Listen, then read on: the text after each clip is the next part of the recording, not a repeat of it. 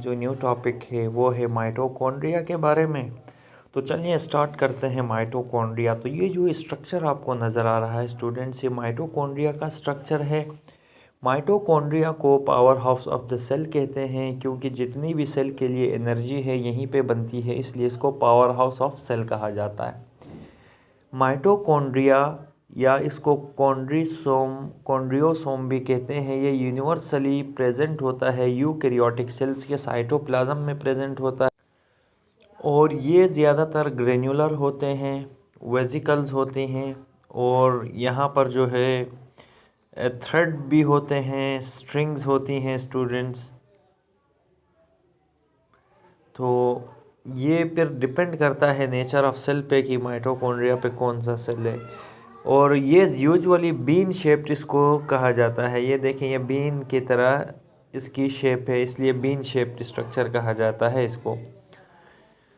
और ये याद रखिएगा अंदर कॉन्स्टेंटली ये मोशन में होते हैं सेल्स के अंदर, यानी ये जो माइटोकॉन्ड्रिया हैं।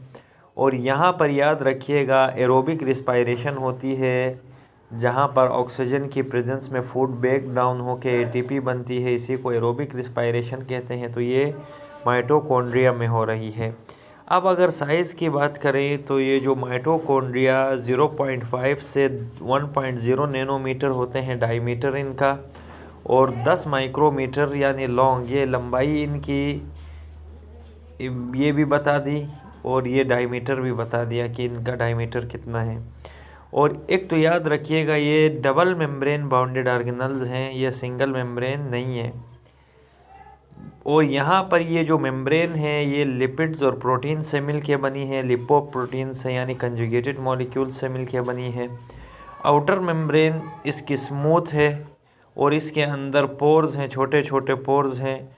और ये पोर्स या ये जो सीव्स हैं, जो पोर्स हैं, ये प्रोटीन के बने हैं, इस वजह से इनको पोरिन्स कहते हैं। और ये पोर्स ज़्यादातर मॉलिक्यूल्स को ट्रांसपोर्ट करते हैं इस मेम्ब्रेन के थ्रू, यानी ये ट्रांसपोर्ट होते हैं। इस वजह से जो आउटर मेम्ब्रेन है ये परमिएबल है तमाम चीज़ों के लिए, जितनी भी चीज़ें हैं आउटर मेम्ब्रेन, ये आप देख सकते हैं यहाँ पे ये परमिएबल है। जबकि जो इनर मेम्ब्रेन है, जो अंदर की तरफ इनर मेम्ब्रेन है, यहाँ पे ये जो आपको दिखाया गया है, ये इर्रेगुलर होती है और इनकम्प्लीट पार्टीशन होता है, क्योंकि ये अंदर की तरफ फोल्ड हुई है, इनवर्ड फोल्डिंग है। और यहीं जो अंदर की तरफ ये जो फोल्ड्स बनी हुई हैं इस तरह की, इनको हम कहते हैं क्रिस्टी कहा जाता है। ये आप देख सकते हैं, इनको हम क्रिस्टी कहते हैं। और ये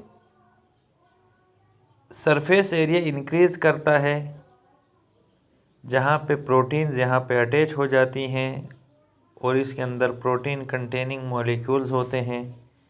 और ये जो मॉलिक्यूल्स है स्टूडेंट्स, ये एटीपेस कम्प्लेक्स भी यहाँ होता है, और यहाँ पे साइटोक्रोम होते हैं, एनएडी एफएडी, ये इलेक्ट्रॉन कैरियर्स होते हैं। और यही जो कम्प्लेक्स और मॉलिक्यूल्स ये ज़्यादातर इलेक्ट्रॉन कैरियर का काम करते हैं। फिर ये मेटाबोलाइज करते हैं कार्बोहाइड्रेट्स को, फैटी एसिड्स को, और ये सारे फैटी एसिड्स, प्रोटीन, लिपिड्स सारे माइटोकॉन्ड्रिया में स्टोर होते हैं। इनर मेम्ब्रेन के अंदर एंजाइम्स भी होते हैं, और यहाँ पे हाई अमाउंट ऑफ एनर्जी बनती है सेल एक्टिविटीज़ के लिए। और माइटोकॉन्ड्रिया को पावर ऑफ द सेल कहते हैं, क्योंकि यहाँ एनर्जी स्टोर भी होती है, और जब कभी ऑर्गेनिज्म को एनर्जी रिक्वायर होती है कहीं पे तो यहीं से रिलीज़ होगी, इसलिए इसको powerhouse of the cell भी कहा जाता है। उसके बाद याद रखिएगा माइटोकॉन्ड्रिया सेमी ऑटोनोमस एग्जिस्टेंस है इन द सेल, और इनका अपना डीएनए होता है, और इनका आरएनए भी पाए जाते हैं इसमें चारों किस्म के, राइबोसोम्स भी इसमें पाए जाते हैं।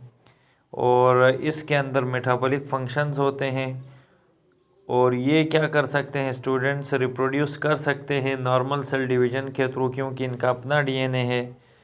और माइटोकॉन्ड्रिया पास्ट होते हैं एनिमल्स में, जो मदर ये उसको आगे लेके जाती है। सिंस माइटोकॉन्ड्रिया एग्स में प्रेजेंट होते हैं, लेकिन स्पर्म्स में प्रेजेंट नहीं होते जो एग्स में इंटर करते हैं, इस वजह से जो माइटोकॉन्ड्रिया को ट्रेस किया जाए तो ये मदर से मिलता है, और ग्रैंड मदर से और ग्रेट ग्रैंड मदर से सेल से ये पाया जाता है, इसको अगर ट्रेस करें तो। ये स्टूडेंट्स आज हमने आपको माइटोकॉन्ड्रिया बताया, उसका स्ट्रक्चर बताया और उसके पार्ट्स बताए, तो उसकी आउटर मेम्ब्रेन के बारे में बताया, मैट्रिक्स का समझाया, क्रिस्टी, इनर मेम्ब्रेन, ये सारे कॉन्सेप्ट्स आपको बताए। इसमें डीएनए भी होते हैं, ये भी चीज़ें समझा दी हैं।